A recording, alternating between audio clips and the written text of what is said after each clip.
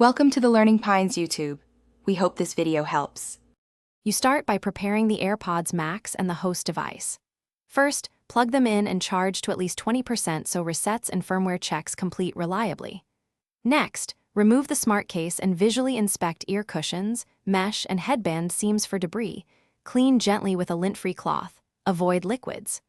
Once done, open Bluetooth settings on your phone or Mac, confirm the AirPods Max appear, and note the firmware version so you know whether an update is needed. Now you run diagnostics and targeted resets. First, perform a soft reset by pressing the digital crown and noise control button together for 15 seconds. This clears many transient faults. If symptoms persist, go to Bluetooth, choose Forget this device, then attempt a fresh pairing. Make sure Bluetooth is fully off and on again on the host.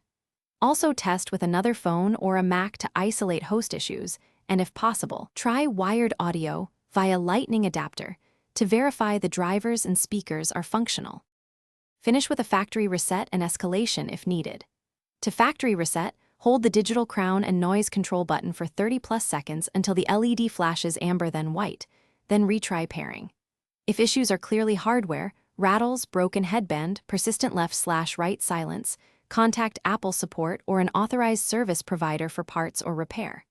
One key tip: if things go wrong, document tests you ran, times, and exact symptoms. That makes phone or in-store diagnostics. Thanks for watching. Consider subscribing if we helped you.